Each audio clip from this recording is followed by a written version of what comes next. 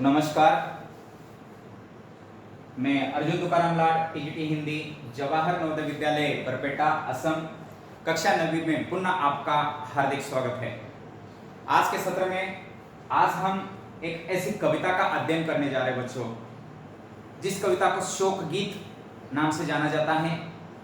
श्रीराम शरण गुप्त जी की एक कविता है और ये कविता वैसे देखा गया तो एक लंबा शोक गीत के नाम से प्रसिद्ध है, लेकिन उसका कुछ अंश आपके पाठ्यक्रम में रखा है और उस कविता का नाम है एक फूल की चाह। इसके कवि हैं श्रीराम शरण गुप्त जी। बच्चों, ये श्रीराम शरण गुप्त जी का जन्म जो है झांसी के निकट चिरगांव में 1895 में हुआ था। राष्ट्रकवि मैथिली शरण गुप्त की ये भाई है, बड़े भाई। गुप्त जी के पिता भी कविताएं लिखते थे, इस कारण परिवार में इन्हें कविता के जो संस्कार हैं स्वतः प्राप्त हुए। गुप्त जी के महात्मा गांधी और विनोबा भावे के विचारों के अनुयायी थे।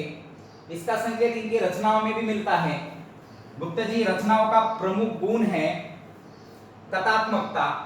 अब देखिए, ये कविता भी अगर हम देखेंगे ऐसा लग रहा है कविता के माध्यम से कोई कथा साथ साथ चल रही है, बिल्कुल इसकी लिंक टूटती नहीं है।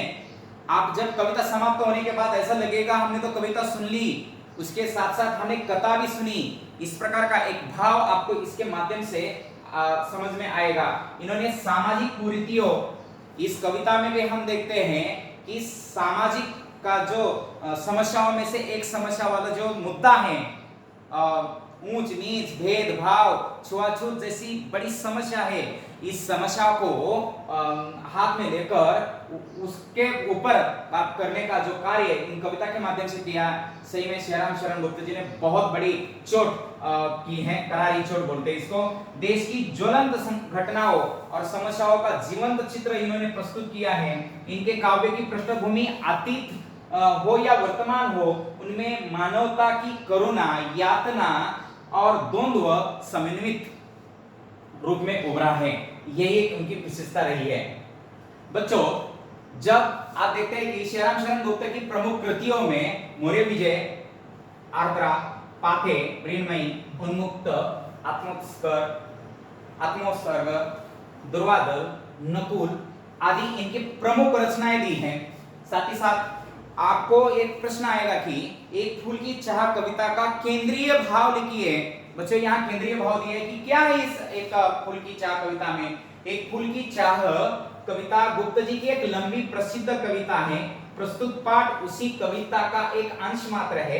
पूरी कविता छुआछूत की समस्या पर केंद्रित है। एक मरणासन्न, मतलब मरने के द्वार पर खड़ी, मरणासन्न अवस्था अछूत कन्या के मन में ये इच्छा उठी कि काश देवी के चरणों में अर्पित किया हुआ एक फूल लाकर कोई उसे दे देता। तो ये इच्छा है, देखिए हमेशा कहा जाता है कि अंतिम इच्छा पूरी की जाए।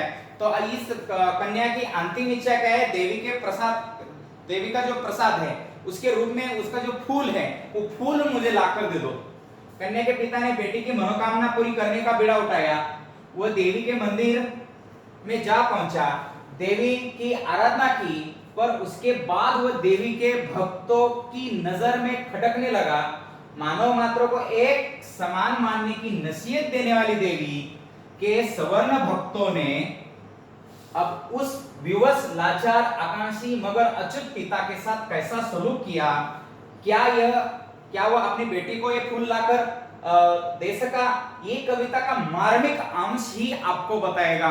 बहुत ही मन को छूने वाली, मार्मिक मन को छूने वाली ये कविता है और निश्चित इस कविता के माध्यम से आप इनके ऊपर क्या सलूक हुआ सही में ये तो वहां देखना बहुत ही सरल रहेगा। आप देखें, सीधा हम कविता के ऊपर चले जाते हैं। कविता में आपको किस प्रकार की घटनाओं, किस प्रकार की समस्या, किस प्रकार हम एक कथा न कहें, ये देखिए एक गांव है, गांव में महामारी आई है। महामारी आने के बाद का दृश्य, आज भी महामारी चल रही है बच्चों। अगर हम देखते हैं तो लगभग 6 लाख तक की हमारी संख्या जा रही है और पूरे वर्ल्ड की स्थिति 1 करोड़ से भी ज्यादा लोग इस महामारी से संक्रमित है। आज की महामारी का नाम है कोरोना। तत्कालीन महामारी में हम प्लेग देखते हैं, मलेरिया देखते हैं, इस प्रकार की बीमारियां होती थी। आज जो ये बीमारी आ गई कोरोना है, ये भी महामारी है। महामारी मतलब डर होता है और गांव-गांव में हमें न्यूज आती है कि इतने लोगों को संक्रमित हो गए, इतने लोग मरे हैं। तो जिनके घर में, जिनके साथ ये महामारी का प्रकोप चल रहा है या जिस महामारी के चपेट में जो लोग आए हैं, उनके घर का दृश्य या उनके गांव का दृश्य क्या होगा, इसका वर्णन इन पंक्तियों के माध्यम से श्रीराम शरण गुप्त जी ने कर दिया है। अब देखिए, मैं एक लाइन को पढ़ता हूं, इसके बाद आपको इसका अर्थ भी बता देता हूं। उद्वेलित कर अश्रुराशिया, उद्वेलित कर अश्रुराशिया, हृदय चिताए धधकाकर, महामारी प्रचंड हो फैल रही थी इधर उधर। सीन कंठ मृत वत्साओं का, करुण रुदन दुर्दांत नितांत, भरे हुए ता निज कृशरव में, हाहाकार अपार अशांत। उद्वेलित कर अश्रुराशिया, हृदय चिताए धधकाकर, महामारी प्रचंड हो फैल रही थी इधर उधर। गांव में महामारी आ गई है, तब का वर्णन है कि उद्वेलित भाव विह्वल। कौन? अरे जिनके पुत्र की मृत्यु हो गई है, ऐसी माताएं अब भाव विह्वल हो गई है, उनकी यादों से हो या अपना अरे सगा चला जाता है तो आदमी भावनिक हो जाता है, रोता है और भाव विह्वल होकर वो रो रही है। अश्रु राशियां, आंसुओं की झड़ी उन्होंने लगा दी है। हृदय चिताए धधका कर, महामारी प्रचंड हो। प्रचंड महामारी का प्रकोप इतना तेज गति से है, इतना प्रचंड, इतना तीव्र है कि वो फैल रही है, चारों तरफ फैल रही है। सीन कंठ मृत वत्साओं का। अब देखिए, रो रोकर जिनके पुत्र की मृत्यु हो गई है, ऐसी माताओं को मृत वत्स कहा जाता है। मृत वत्साओं का किसके कारण? उनके बेटे की मृत्यु होने के कारण। मृत वत्साओं का रो रोकर कंठ क्षीण हो गया है, कमजोर हो गया है। करुण रुदंत, उनका जो रोना है वो करुणा पूर्ण है, करुणामय है, उसमें प्यार ही प्यार झलकता है। और ऐसे ये रुदन मतलब ये रोना बिल्कुल बाकी रोने से अलग है। मां का रोना और बाकी लोगों का रोने में बहुत फर्क होता है। मां का रोना और बाकी लोगों से रोने का कंपेयर हम कैसे कर सकते, तुलना भी नहीं कर सकते, क्योंकि मां मां होती है। मां की बराबरी दुनिया की कोई ताकत, दुनिया का कोई व्यक्ति नहीं कर सकता। यहां माताओं का रोना नितांत मतलब अलग था। नितांत भरे हुए था, निज निज यानी अपना, कृष यानी कमजोर, रव यानी शोर। देखिए, इतने शोर में उनका रोना कमजोर हो रहा था, इतना हाहाकार पूरा फैल गया था। अपार, जिसका कोई पार नहीं है, अशांत, जिसकी कोई शांति नहीं, अशांत ऐसा वातावरण, मतलब चारों ओर महामारी के कारण रुदन ही रुदन, रोना ही रोना, हाहाकार, आवाज, ऐसी घटनाएं या ऐसा माहौल महामारी का बन रहा था गांव में या बन गया था। ऐसे में अब कवि अगली पंक्तियों में क्या कहता है, हमें चलो देखने के लिए जाते हैं। शब्दार्थ कठिन है लेकिन थोड़ा सा देख लीजिए बच्चों। बहुत रोक था सुकिया को, बहुत रोक था सुकिया को, न खेलने को बाहर। बहुत रोकता था सुकिया को, न खेलने को बाहर। नहीं खेलना रुकता उसका, नहीं ठहरती वो पल भर। मेरा हृदय काप उठता था, मेरा हृदय काप उठता था, बाहर गई निहारों से, यही मानता था कि बचा लो किसी भांति इस बार उसे। गांव में महामारी फैल गई। महामारी फैलने के बाद घर घर में ये डर समाये हुआ था, कोई इस महामारी के चपेट में न आए। जिस प्रकार आज कोरोना के कारण घर घर में डर समाये हुए हैं, 20-20 सेकंड में या 20-20 मिनट के बाद 20 सेकंड हम हाथ धो रहे हैं, पैर धो रहे हैं, साफ स्वच्छता रख रहे हैं, बाहर जाते हैं तो किसी से टच नहीं कर रहे हैं, बाहर जाते हैं मास्क का उपयोग कर रहे हैं, आदि सारे सुरक्षा या अपने को बचाने के उपाय हम कर रहे हैं, तभी भी हजारों की संख्या में, लाखों की संख्या में ये बढ़ोतरी हो गई है, जिसके कारण ऐसा लग रहा है कि पूरा भारत ही नहीं है तो पूरा विश्व इसकी चपेट में आ गया है। अब ये महामारी उसको निगल जाएगी। तब घर घर में ये चिंता होती है, घर का कोई बच्चा, घर का कोई व्यक्ति, घर का कोई आदमी अगर बाहर जाता है तो निश्चित इस प्रकार के भाव घर के मुखिया के मन में आते हैं। तो ये सुकिया नाम की बेटी है, ये खेलने के लिए जब जाती है तो उनके पापा या उनके पिताजी की भावनाएं क्या है? बहुत रोकता था सुकिया को, न जा खेलने को बाहर, नहीं खेलना रुकता उसका, नहीं ठहरती वो पल भर। एक क्षण भी बच्चे कहां ठहरते? तो जैसे वो बाहर चली जाती तो उसके पापा का हृदय कांप उठता था, उनको लगता था कि कहीं उसको बीमारी तो न लग जाए। यही मानता था कि बचा लो किसी भांति इस बार उसे, किसी ना किसी रूप में उसको बचाने की कोशिश उनके पापा करते थे। शब्दार्थ देखिए, निहार देखना।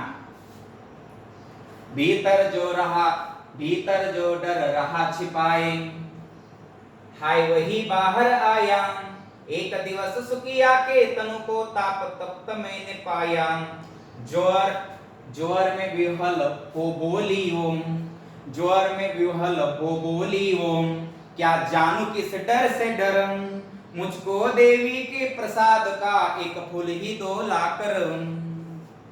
भीतर जो डर रहा छिपाए, हाय वही बाहर आया, एक दिवस सुकिया के तनु को ताप तप्त मैंने पाया, जोर में विहल हो बोली ओम, क्या जानू किस डर से डरम, मुझको देवी के प्रसाद का एक फूल ही दो लाख करम। अब देखिए इस कविता में जो कह रहा है कि हमारे जो सुकिया के पापा हैं उनके मन के अंदर जो डर रहा कि किसी ना किसी प्रकार से ये चपेट में न आए, लेकिन एक दिन ऐसा आ ही जाता है कि ये सुकिया नाम की जो लड़की है वह उसे बुखार आ जाता है और वह बुखार में कुछ कुछ बोलने लगती, गुदगुदाती है। और वो क्या बोलती है? एक इच्छा प्रकट करती है। जब ये बुखार आता है तो हर कोई व्यक्ति बोलता है और उसको भी समझ में नहीं आता कि मैं क्या बोल रहा हूं, लेकिन वो क्या बोलती है? एक फूल, किसका? देवी का प्रसाद के रूप में एक फूल दे दो, इस प्रकार की इच्छा वो प्रकट करती है। क्रमशः कंठ सिन्हो आया, क्रमशः कंठ सिन्हो आया, शिथिल हुए अवयव सारे, बैठा था नव नव उपाय भी, चिंता में मैं मन मारे, जान सका न प्रभात सजग से, हुई अलस कब दोपहरी, स्वर्ण घनों में कब रवि डूबा, कब आई संध्या गहरी, जान सका ना प्रबद सजग से, हुई अलस कब दोपहरी, स्वर्ण घनों में कब रवि डूबा, कब आई संध्या गहरी। अब देखिए कि जैसे ही उसने फूल मांगा तो इसके पापा चिंता में पड़ गए। क्यों? क्योंकि वो अछूत थे, वो मंदिर में जा नहीं सकते थे। देवी के मंदिर में जाना मतलब उनके लिए पाप, अपराध के समान था। अब ये सोच रहे हैं मांगा तो क्या मांगा, मैं कैसे मंदिर में जाऊं?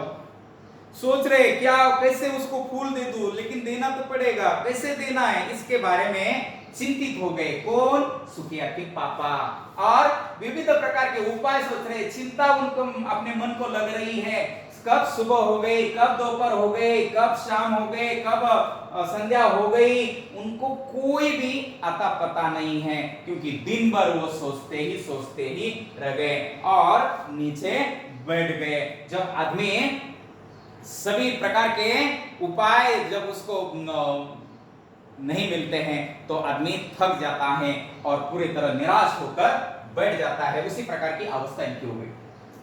सभी और दिखलाई दिवस, चारों दिशाओं में सभी और दिखलाई दिवस, अंधकार की ही छाया, छोटी सी बच्ची को ग्रसने कितना बड़ा तिमिर आया। ऊपर विस्तृत महाकाश में, ऊपर विस्तृत महाकाश में, जलते से अंगारों से झुलसी सी जाती थी आंखें जगमग जगते तारों से। अब देखिए वातावरण कैसा था, चारों ओर उनको क्या दिखलाई दी, अंधकार ही अंधकार, कहीं रास्ता ही नहीं है कि मैं फूल लाकर कैसे दे दूं। ये छोटी सी बच्ची को निगलने के लिए, ग्रसने मतलब निगलना, निगलने के लिए कितना बड़ा तिमिर अंधकार आ गया है। हाँ, तिमिर मतलब अंधकार। ऊपर विस्तृत महाकाश में, आकाश तो विस्तृत है, बड़ा है, उसका कोई अंत नहीं है, इसलिए उसको अनंत भी कहा जाता है। पूरा आग जल रही है, सूरज है चमक रहा है, जलते से अंगारे उगल रहे हैं, ऐसा लग रहा है। झुलसी सी जाती थी आंखें जगमग जगते तारों से। रात में देखिए तारे भी अंगारे जैसे लगने लगते। ये तारे रात के समय का वर्णन में, तारे भी रात में उसके आंखों में चुभने लगे थे। क्यों? क्योंकि चिंता थी। किसकी चिंता थी? फूल लाकर दे कैसे। मतलब पूरा दिन गया, कब शाम हो गई पता नहीं, पूरी रात कैसी गई ये भी उनको पता नहीं, क्योंकि पूरी रात वो इंतजार में थे कब सुबह होगी और कब मैं मंदिर में जाऊं या उनको फूल दे दूं। इसी प्रकार की चिंता किसको थी? सुकिया के पिताजी को थी। देख रहा था जो सुस्ती रहो, देख रहा था जो सुस्ती रहो, देख रहा था जो सुस्ती रहो, नहीं बैठती थी क्षण भर, हाय वही चुपचाप पड़ी थी अटल शांति सी धारण करम। सुनना वही चाहता था मैं, सुनना वही चाहता था मैं, उसे स्वयं ही उसका करम, मुझको देवी के प्रसाद का एक फूल ही दो ला करम। ये सुकिया उठो ना, अरे वो क्या है बेटी तुझे, उठो उठो उठो, अरे तो कुछ तो बोल रही थी ना, फिर से एक बार बोल क्या चाहिए था, फिर से एक बार बोलो, अरे तो कुछ तो बोल रही थी ना, फिर से एक बार बोलो, अरे वो फूल के बारे में कुछ बोल रही थी, तू प्रसाद के बारे में कुछ बोल रही थी। खुद ही सुकिया को बोलने के लिए प्रेरित कर रहे हैं, लेकिन अब वो सुस्तीर पड़ी है। देखिए वो हिल भी नहीं रही है, अटल शांति सी धारण, अटल शांति उसने धारण कर दी है। अब वो चुपचाप पड़ी है और फिर उसके पापा को डर लगता है तो वो वही शब्द सुनने की इच्छा प्रकट करते हैं जो पहले उसने बोले थे कि मुझे एक फूल ला कर दे दो, हे सुकिया उठो ना। इस प्रकार के कामना वो करते हैं।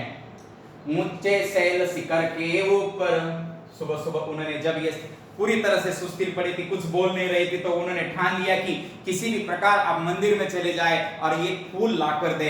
अब मंदिर का वर्णन कैसा है, मंदिर कैसा है, इस प्रकार का एक क्वेश्चन भी आता है बच्चों परीक्षा में। ऊंचे शैल शिखर के ऊपर मंदिर था विस्तीर्ण विशाल, एक पर्वत के ऊपर एक मंदिर, विशाल ऐसा मंदिर था, विस्तीर्ण विशाल बड़ा। पाकर समुदित रवि, हाँ, स्वर्ण कलश सरसीज व्यसित थे। स्वर्ण कलश, इसके जो कलश थे ना वो सोने के थे। अब सरसीज मतलब कमल, कमल के समान दिखते थे।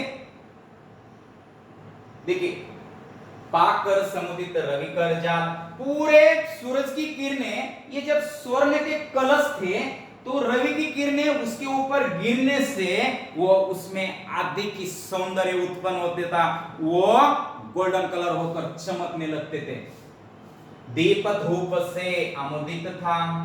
और देखिए उसके अंदर का जो मंदिर के अंदर का जो वातावरण था वो दीप लगे थे, धूप लगी थी, उसके कारण वहां का वातावरण पूरी तरह से आनंदित, सुखमय, आनंद देने वाला, मन को रमने वाला ऐसा वातावरण, एक अमुदित वातावरण वहां तैयार हो गया था। मंदिर का आंगन सारा गूंज रही थी भीतर बाहर मुखरित उत्सव की धारा। साथ ही साथ वहां क्या चल रहा था, एक उत्सव भी चल रहा था। उत्सव चलने के कारण कोई भजन गा रहा है, कोई कीर्तन कर रहा है, कोई देवी का जय जयकार कर रहा है, कोई देवी के भजन के साथ साथ नाच रहा है, गा रहा है, पूरी तरह से आनंद ही आनंद, आवाज ही आवाज। ऐसा वातावरण उस मंदिर में हो गया था। भक्त वृंद मृदु मधुर कंठ से, भक्त वृंद मृदु मधुर कंठ से गाते थे सब भक्ति मुद में।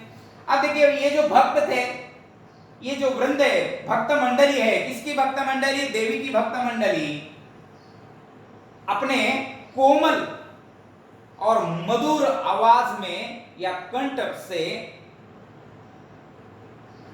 भक्तिमय होकर आंखें मूंद कर देवी का भजन कर रहे थे। सर्व मंगल मांगल्ये शिवे सर्वार्थ साधिके शरण्ये त्र्यंबके गौरी नारायणी नमस्तुते।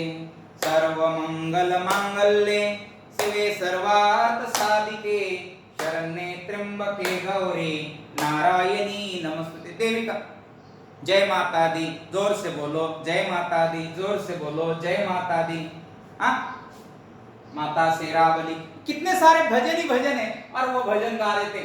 पतित तारिणी पाप हारिणी, पतित तारिणी, जो दीन दुखी गरीब है उनको तारने वाली, इनका उद्धार करने वाली, इनको बचाने वाली, इनको संभालने वाली, सभी लोगों के पापों को दूर करने वाली, पाप को हरने वाली कौन है? ये देवी।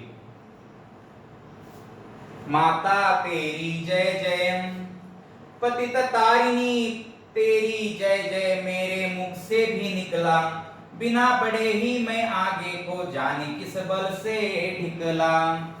मैं उस लाइन में खड़ा हो गया, लोग बोल रहे तो मैंने भी बोल दिया, पतित तारिणी जय जय, तेरी जय जय मेरे भी मुख से निकला। मेरे मुख से मतलब सुकिया के पापा के भी मुख से निकला, बिना पढ़े ही मैं आगे किस जाने किस बल से ढकला।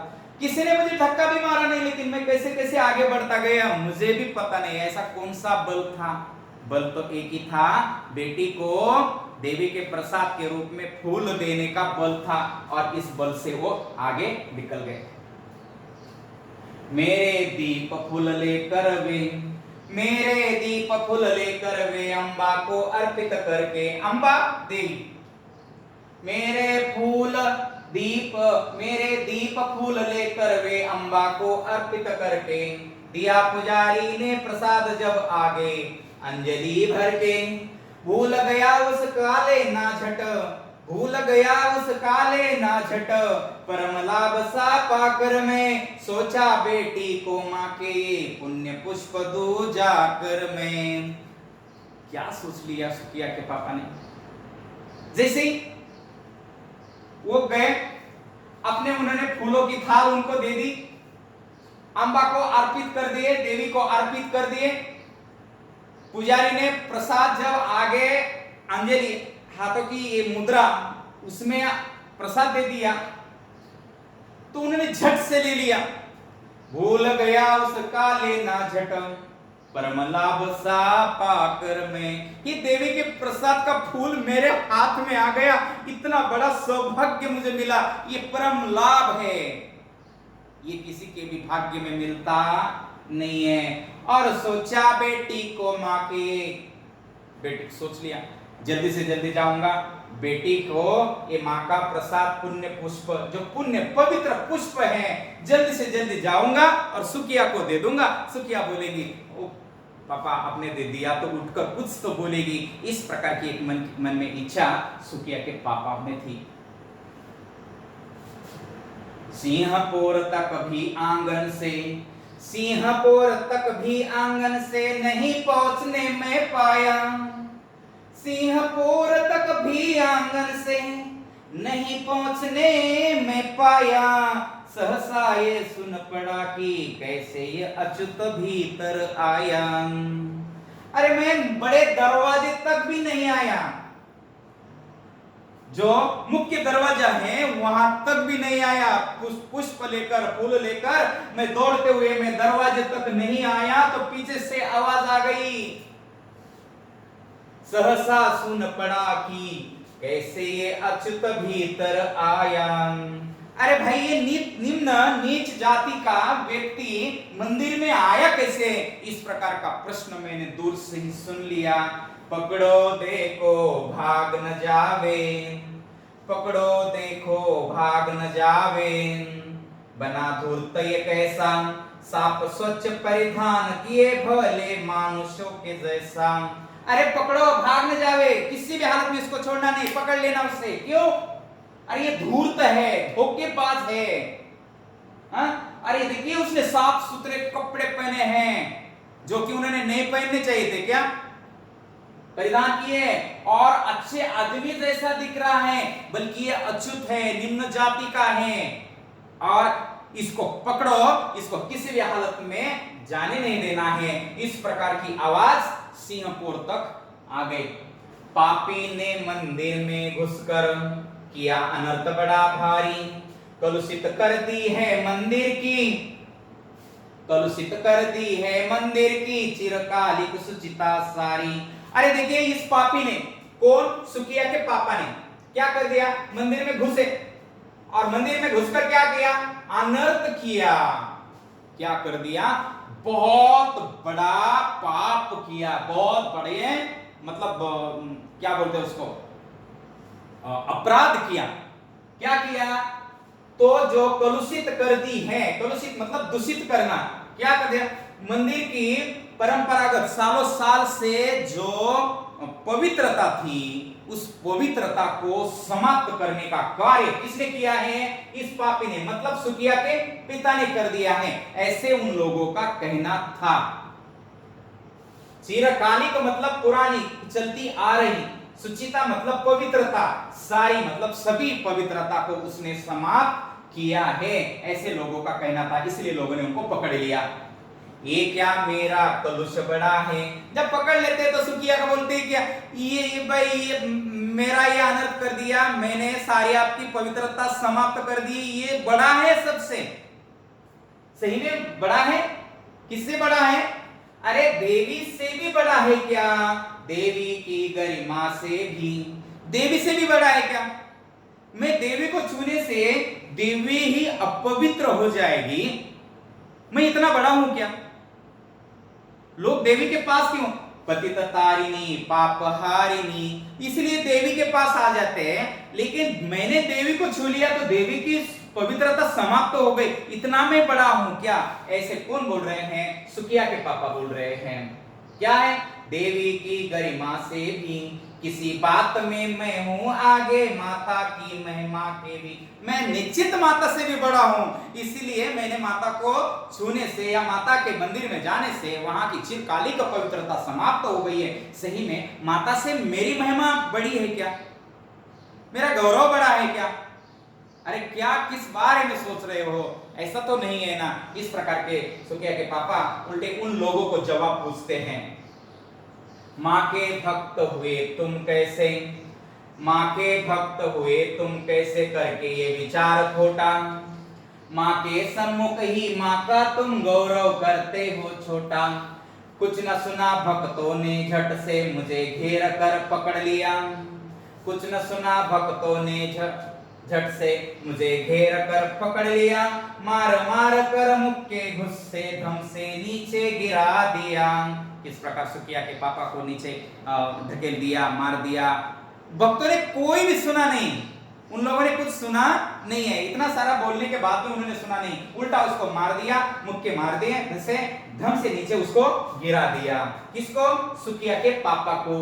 मेरे हाथ से प्रसाद भी, मेरे हाथ से प्रसाद भी बिखर गया, हाँ सबका सब, मेरे हाथ में जो देवी का प्रसाद था ना ये सारा नीचे बिखर गया। किसको देना था, सुकिया को देना था। हाय अभागी बेटी तुझ तक कैसे पहुंच सके अब ये, और सोच लिया ये सुकिया, ये मेरी अभागी बेटी तेरे पास तक ये प्रसाद कैसे पहुंच जाएगा। न्यायालय ले गए मुझे भी, न्यायालय ले गए मुझे 7 दिवस का दंड विधान, मुझको हुआ था मुझसे देवी का महान अपमान। अरे मुझे कितने दिन का दंड विधान होगा, कितने दिन की सजा हो गई मुझे? 7 दिन की जेल हो गई। किसको? सुकिया के पापा को। क्या अपराध क्या था?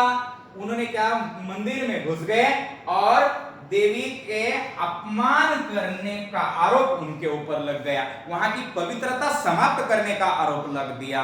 देखिए क्यों? क्योंकि वो अछूत थे, इसी कारण उनको कितने दिन की सजा हो गई? 7 दिन की सजा हो गई। मैंने स्वीकृत किया दंडो, हाँ मैं मंदिर में गया था, शीश झुका कर चुप ही रहा, उस असीम अभियोग दोष का क्या उत्तर देता हूं। अरे सारे लोग इस प्रकार कह रहे, मेरा क्या गलती का है, मैं अछूत था, ये मेरी गलती है। सब लोग इस प्रकार कह रहे हैं तो मैंने ये स्वीकार कर दिया। जो कोर्ट कचहरी में जो कुछ हुआ मैंने वो सहज भाव से स्वीकार किया और मुझे 7 दिन की सजा हो गई। मैं क्या उत्तर देता? जो समझने के लिए तैयार ही नहीं है उनको क्या उत्तर देता? ऐसे सुकिया के पापा कह रहे 7 रोज ही रहा जेल में, रोज यानी दिन। कितने दिन जेल में रहे? 7 दिन। या कि वहां सदियां बीती। 7 दिन रहे ऐसे, लेकिन 7 सदियां, 700 साल वहां रहे ऐसा उनको लगा। अविश्रांत वर्षा करके भी आंखें तनिक नहीं रीति, अविश्रांत, किसी भी प्रकार की विश्रांति नहीं है। क्षण क्षण में सुकिया की याद आती थी, आंखों में पानी निकल जाता था और इतना रोकर इतना रोने के बाद 7 दिन लगातार सुकिया के पापा रोए, लेकिन तभी भी आंखों से पानी निकलना बिल्कुल भी रुका नहीं था। इतने सुकिया के पापा जेल में 7 दिन रोए। दंड भोग कर जब मैं छोटा, पैर न उठते थे घर को। 7 दिन की सजा समाप्त हो गई। दंड भोग कर जब ये जेल से छूटे तो घर की ओर जाने के लिए उनके कदम आगे बढ़ते नहीं थे, क्योंकि बार बार उनके मन में आती थी कि सुकिया होगी ना। पीछे ठेल रहा था कोई, भय जर्जर तनु पंजर को। 7 दिन लगातार विश्रांत रोने के कारण उनका जो शरीर है, उनका जो शरीर हो गया था वो कमजोर हो गया था।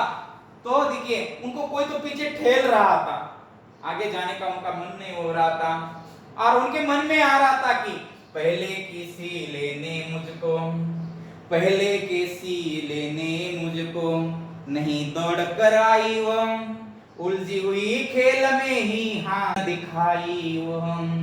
पहले किसी लेने मुझको, नहीं दौड़ कर आई वो, उलझी हुई खेल में ही हाँ की दीन दिखाई वो। जब वहां पहुंच गए तो उनको सुकिया नहीं दिखाई दी, तो उन्होंने सोच लिया कि पहले जैसे मैं आता था तो पापा कह के वो आती थी और मेरे गले लगती थी, लेकिन अब वो आज के दिन में नहीं आई। तो सोच लिया उन्होंने कि किसी खेल में व्यस्त हो गई होगी, है किसी खेल में व्यस्त हो गई, कोई तो खेल खेल रही होगी इसीलिए नहीं आई होगी। अपने मन को सुकिया के पापा ने समझाया और आगे जाने का साहस कर दिया। उसे देखने मरघट को ही, जैसे सुकिया के पापा उनके घर में पहुंच गई तो सारी कथा पता चल गई थी। सुकिया उसी दिन मर चुकी थी, सुकिया उसी दिन मर चुकी थी और उनकी जो परिचित लोगों ने उसे शमशान घाट में ले जाकर उसका अंतिम विधि जो कार्यक्रम है वो पूर्ण किया था। जब ये पापा वहां जाते तो सारी कहानी उनको पता चलती है। उसे देखने तभी उसी हालत में वो मरघट मतलब शमशान घाट पहुंच गए हैं। गया दौड़ता हुआ वहां, मेरे परिचित बंधु प्रथम ही फूंक चुके थे उसे जहां। बुझी पड़ी थी चिता वह अब, बुझी पड़ी थी चिता वहां पर, छाती धधक उठी मेरी, हाय फूल सी कोमल बच्ची, हुई राख की थी ढेरी। हाय किया, सब कुछ देख लिया, राख के रूप में सुकिया के पापा ने सुकिया को पाया। चिता पूरी तरह से जल चुकी थी, उसकी राख की ढेरी के रूप में सुकिया के पापा ने सुकिया को पाया। अंतिम बार गोद में बेटी, अंतिम बार गोद में बेटी, तुझको ले न सका मैं हाँ, एक फूल माँ का प्रसाद भी तुझको दे न सका हम। अंतिम बार भी वो बेटी मैं तुझे गोद में नहीं ले पाया, इस प्रकार का दुख सुखिया के पापा को है। तुझे मैं जो एक फूल का, एक जो माँ के देवी के प्रसाद का जो फूल है, मैं वो तुझे मैं नहीं दे सका। किस कारण? मैं अछूत होने के कारण, इन लोगों की समाज व्यवस्था के कारण ये मैं तेरे पास ये फूल नहीं पहुंच सका बेटी, मुझे क्षमा करना। इस प्रकार के वाक्य सुखिया के पापा के हैं। तो बच्चों यहाँ ये कविता समाप्त होती है। तो निश्चित सामाजिक व्यवस्था के ऊपर करारा प्रहार करने का कार्य श्रीराम शरण गुप्त जी ने इस कविता के माध्यम से कर दिया। किस प्रकार सुखिया के पापा को अपनी बेटी की इच्छा पूरी करने में समस्या आई, ये सामाजिक व्यवस्था हो या छुआछूत जैसी महा समस्या हो, इसको दूर करने के बारे में उन्होंने अपने विचार प्रकट कर दिए। निश्चित ही आने वाले समाज में इसमें सुधार हो, यही आशा कर देते हैं। और इस कविता से संबंधित जो गृह कार्य है वो ऐसा है कि बीमार बच्चे ने कौन सी इच्छा प्रकट की, फूल की, सुखिया के पिता पर कौन सा आरोप लगाया, सुचिता समाप्त करने का, पवित्रता समाप्त करने का, सुखिया के पिताजी को कितने दिन की जेल हुई, 7। जेल से छूटने के बाद सुखिया के पिता की क्या दशा हो गई, आपको तो पता है। एक फूल की चाह कविता का केंद्रीय भाव मैंने पहले ही बता दिया था। छुआछूत एक महाभयानक समस्या है। आज भी ये समस्या के कारण बहुत सारे लोग पीड़ित हैं। इस समस्या को छुटकारा पाने के लिए हमें अपने स्तर से कार्य करने की आवश्यकता है। बहुत बहुत धन्यवाद बच्चों।